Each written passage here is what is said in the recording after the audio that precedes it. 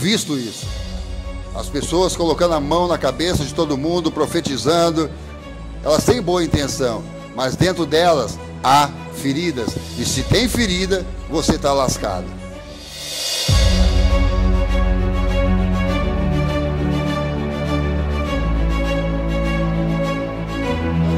Tratar desse assunto que é muito importante e com certeza fará você mudar a sua forma de viver.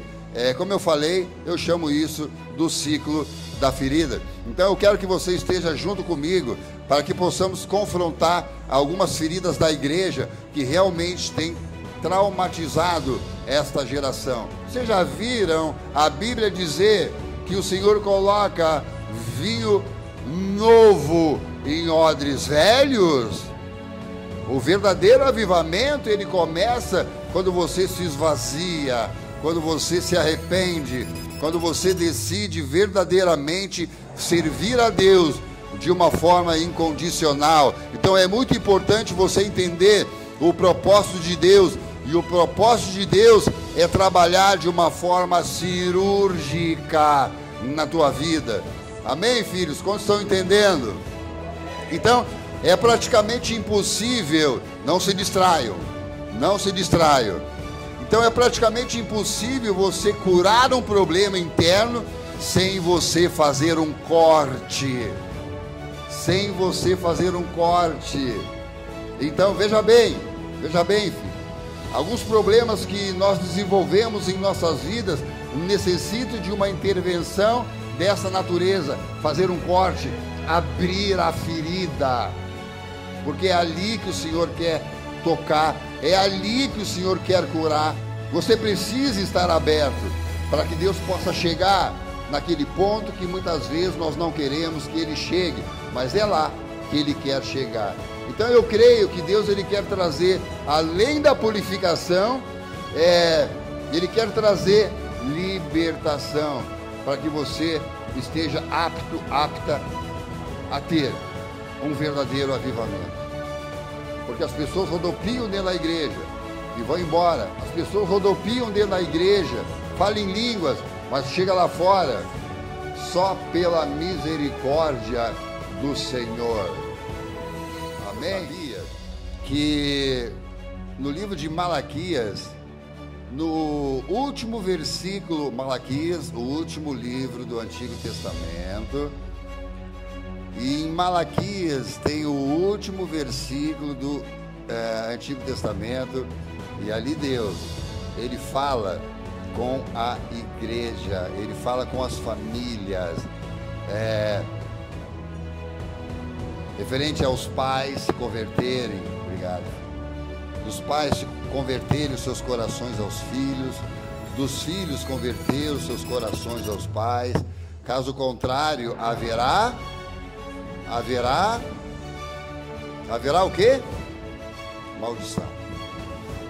Já no Antigo Testamento, no último versículo do Antigo Testamento, o Senhor, Ele já estava ministrando às famílias. Provérbios 30, versículo 11.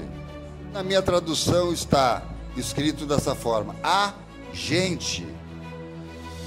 Em outras traduções, existe uma geração que amaldiçoou seu pai e não bendiz a sua mãe. Quando as famílias têm problemas com os filhos, é porque esses filhos tiveram problema com autoridades. Você sabe aquele jovem que não para em emprego nenhum porque ele não respeita ninguém? Teve problemas dentro de casa com pai e mãe, porque são pessoas que não se submetem a uma autoridade, são pessoas que não se submetem a uma liderança. Então, a ferida dessas pessoas eles expelem, eles colocam para fora a sua rebeldia, a sua rebelião. Então é muito importante você entender que toda ferida na alma são habitats de demônios, e é por isso que eu mencionei agora que demônios são efeitos colaterais daquilo que nós produzimos para alimentar ele. A Bíblia diz que o inimigo anda ao derredor esperando a quem ele possa tragar. Alguns anos atrás eu não compreendia essa passagem bíblica e eu pensava, será que o leão ele vai me engolir, ele vai me comer vivo?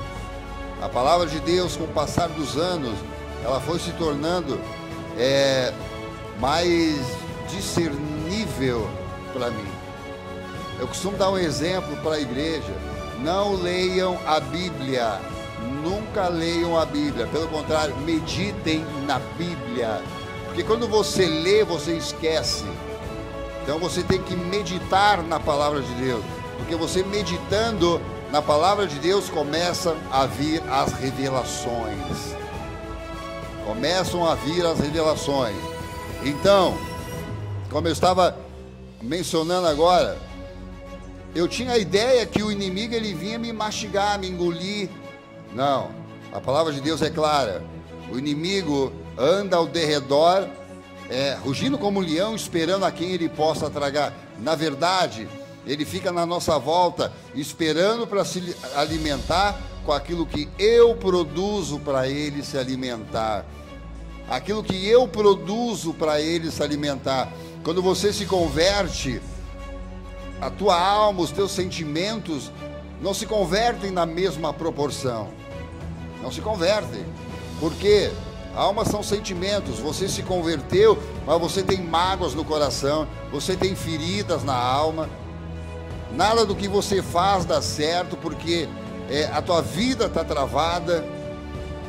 Então é importante você entender que dentro de você existem duas feras selvagens. Duas feras selvagens. A antiga natureza e a nova natureza. Vai ganhar força na tua vida aquela que você mais alimentar. Se você alimentar a antiga natureza com coisas do mundo, ela ganha força. Se você não alimentar a nova natureza, ela vai entrando em estado de morte. Morte. Vai chegar um momento em que a nova natureza não vai ter mais força. Por quê? Porque a antiga natureza tomou conta totalmente da tua vida. Quantos estão entendendo? Digam amém. Quantos querem que eu termine agora? Digam glória a Deus.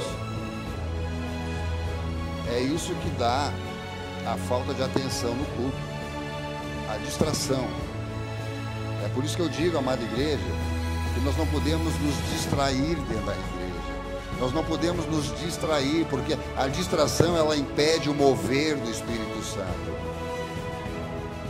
Quem ouve a voz do Espírito Santo, levante a mão aqui. Aleluia. Não vou fazer pegadinha, levante. Amém. Feche teus olhos, escute a tua cabeça. Eu vou dizer: o Espírito Santo está aqui, e você vai dizer amém. Mas quando eu disser, tá bom? Eu vou dizer: o Espírito Santo está aqui, e você vai dizer amém.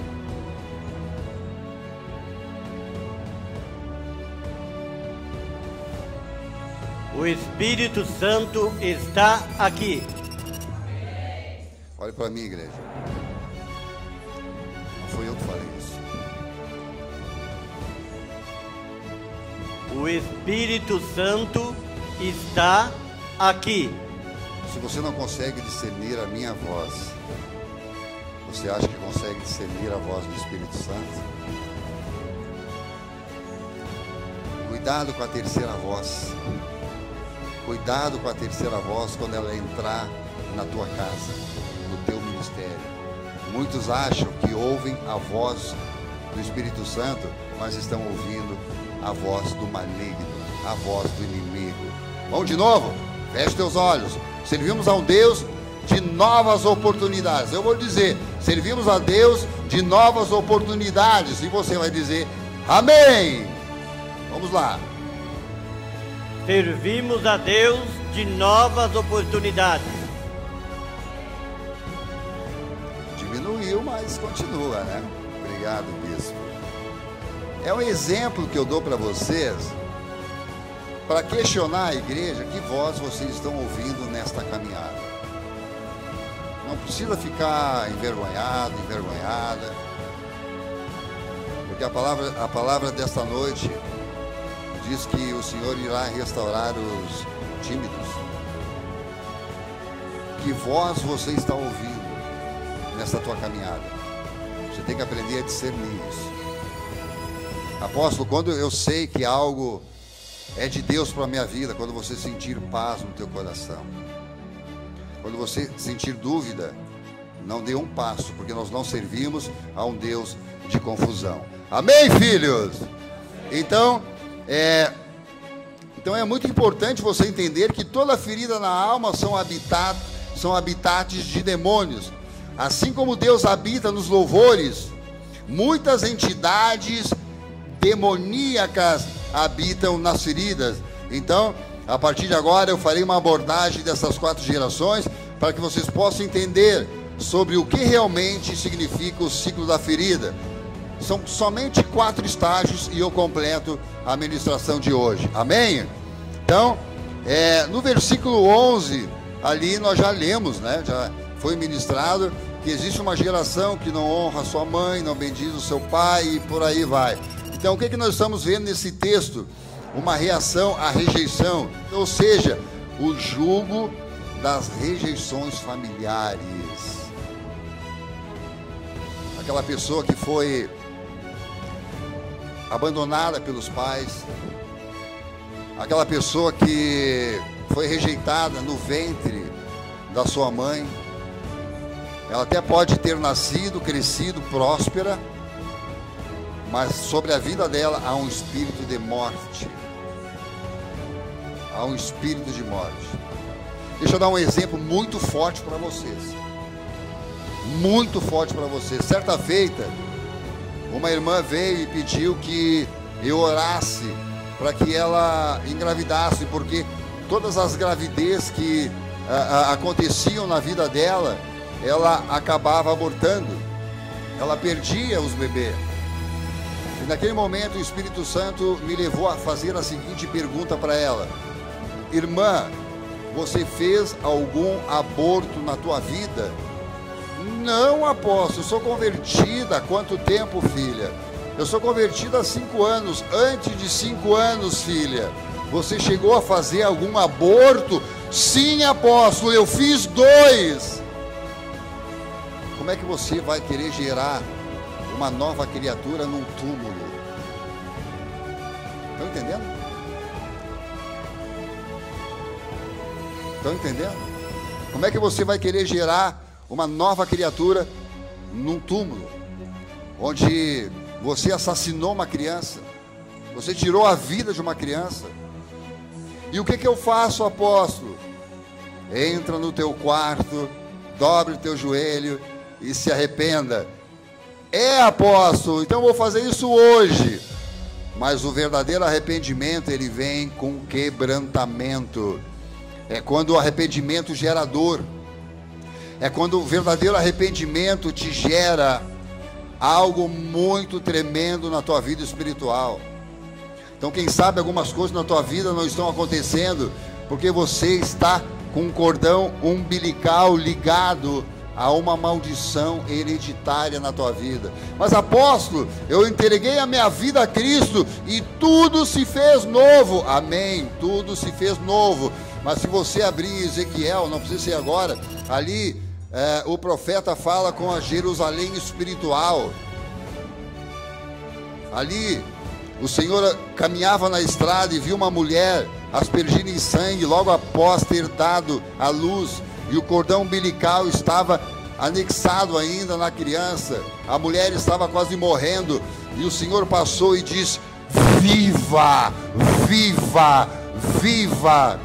O verdadeiro arrependimento gera cura. O verdadeiro arrependimento gera libertação. Eu posso ter entregado a minha vida a Cristo, mas independente disso, eu posso trazer resquícios do passado. Quer um outro exemplo? Em uma conferência, eu ministrando à igreja, eu fiz a seguinte pergunta para a igreja, ainda hoje estava comentando sobre isso: quem aqui tem ursinho de pelúcia? Quem aqui tem brinquedo que que recebeu uma lembrança de um ex-namorado ou do ex-marido, eu, apóstolo, no final do culto me procure. E eu conversei com aquela irmã, e a irmã disse que todos os presentes que ela ganhava dos antigos namorados, ela guardava em cima do guarda-roupa no quarto dela. Ela era casada, fazia uns 2 anos que ela estava casada. Os maiores problemas que essa mulher tinha eram entre 4 paredes. Ela jogou tudo fora, e a partir daquele momento ela foi liberta, e o seu casamento foi restaurado em todas as áreas. Então, filhos, tem certas coisas que nós trazemos lá de trás para as nossas vidas hoje que não dá certo. Aí muitas vezes a culpa é do apóstolo, a culpa é da igreja, essa igreja é isso, essa igreja é aquilo. A liderança, ela precisa trabalhar muito a fundo nisso, para gerar libertação, transformação na igreja, porque existem situações que estão amarradas, atreladas na tua vida, do passado aos dias de hoje. Vamos continuar. O processo da ferida, ele se dá quando uma rejeição é correspondida com rebelião. Existem rebeliões que você age com agressividade, mas também existem rebeliões que você age com auto-rejeições. Depois de você ser rejeitado, você mesmo se rejeita. Este é um tipo de rejeição. O meu pai, ele sempre liberava, exemplo, o meu pai sempre liberava palavras de maldição. Isso é uma profecia maldita, que não está de acordo com as escrituras dos pais para os filhos. E aquele jovem, ele cresceu, ele se desenvolveu, mas ele não prosperava, até o dia que ele levou seu pai num culto, e o seu pai pediu perdão a ele, e aquela família, ela foi liberta, ela foi restaurada. Mas apóstolo, como eu posso saber se eu tenho uma ferida na alma? Se você tem uma marca na tua vida espiritual, e essa marca espiritual gerador, você tem uma ferida na tua alma. Outro exemplo, o Joãozinho, a Mariazinha, eles me fizeram mal, eles puxaram o meu tapete, eles me prejudicaram, eu não posso nem olhar para aqueles dois, eu não posso nem olhar para aquela mulher. Você tem uma ferida na alma, e está dentro da igreja muitas vezes profetizando, impondo as mãos.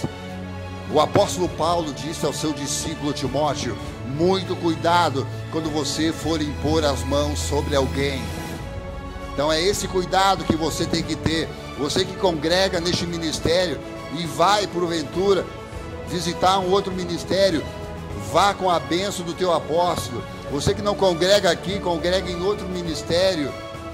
Não permita que ninguém, a não ser a tua liderança, coloque as mãos sobre a tua cabeça, porque tudo que está sobre a vida daquele homem será transferido para você através da imposição de mãos. Filhos, na minha cabeça, não. Na minha cabeça, não. E eu tenho visto isso. As pessoas colocando a mão na cabeça de todo mundo, profetizando. Elas têm boa intenção, mas dentro delas há feridas. E se tem ferida, você está lascado. Filhos, é muito profundo. Tudo isso que eu estou compartilhando com vocês é para gerar avivamento, para você identificar as feridas e você entender que tem áreas da tua vida que precisam ser libertas. Caso contrário, você não receberá as promessas de Deus, porque você está travado, você está travada, você não consegue. Você vai para a igreja, você fala em línguas, mas nada muda na tua vida.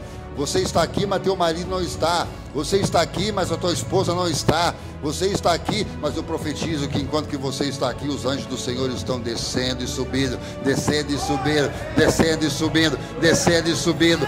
Quando você chegar na tua casa, você terá uma grande surpresa. O segundo estágio está lá no versículo 12 de Provérbios, capítulo 30, versículo 12. Ali diz: há uma geração que é pura aos seus próprios olhos e nunca foi lavada da sua imundícia.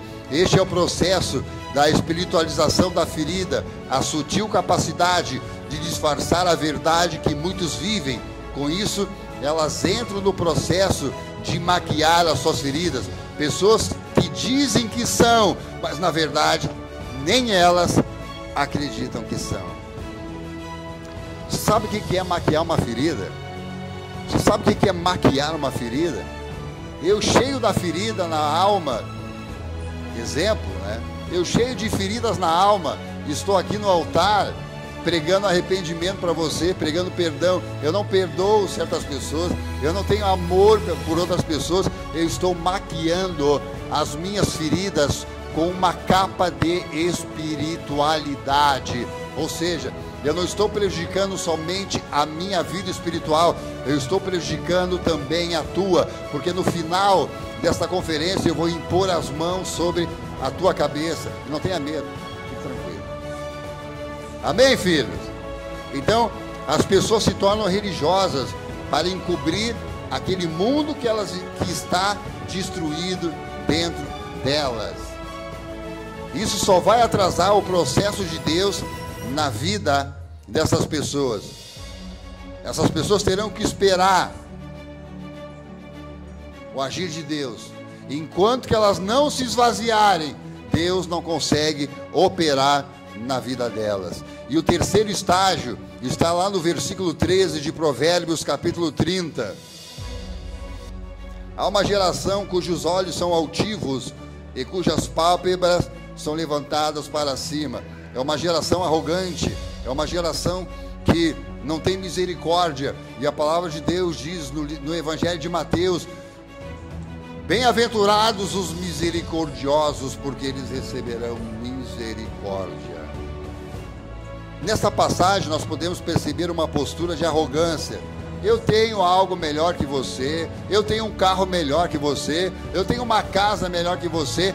O pior problema hoje da igreja do Senhor aqui na terra é a disputa por membros, é a disputa em querer ser maior que as outras igrejas, construir templos com cadeiras acolchoadas, com carpete com um palmo de altura. Esse é o objetivo da igreja aqui no Brasil e no mundo, né? De algumas igrejas, não vou dizer que são todas. Enquanto que os pastores ficam disputando beleza entre si, o inimigo está ganhando terreno lá fora, vidas lá fora. Não se começa um ministério com pessoas que se rebelaram de outro ministério, porque será um ministério com a marca da rebelião. Se começa um ministério lá de baixo, crescendo dia a dia. O ministério ele não pode crescer com membros de outra igreja. Não, o nosso interesse não é buscar membros de outra igreja. O nosso interesse é buscar vidas lá fora, vidas que estão sedentas, vidas que estão desviadas, vidas que precisam de Jesus Cristo. Amém, filhos? Então muitos, já estou concluindo, muitos não se abrem com seus líderes porque preferem espiritualizar suas feridas. Eles preferem mostrar aquilo que eles não são para os seus líderes, para maquiar, para espiritualizar as suas feridas. Então, vamos lá para o quarto estágio, quarto e último estágio, versículo 14. Há uma geração cujos dentes são espadas e cujos queixais são como faca. Então no versículo 14 aqui nos mostra o quê? Que visão da boca, hein? Então pessoas que usam a boca como instrumento de destruição. Eu costumo dizer, filhos, que tudo que sai da tua boca, tudo que sai da minha boca, alimenta a nossa alma. Se você abençoar alguém, eu te abençoo. Eu libero uma unção de prosperidade sobre a tua vida. Sobre a minha vida virá uma unção de prosperidade. Então, a palavra de Deus nos diz e nos ensina isso. Tudo que sai da nossa boca alimenta a nossa alma. Amém?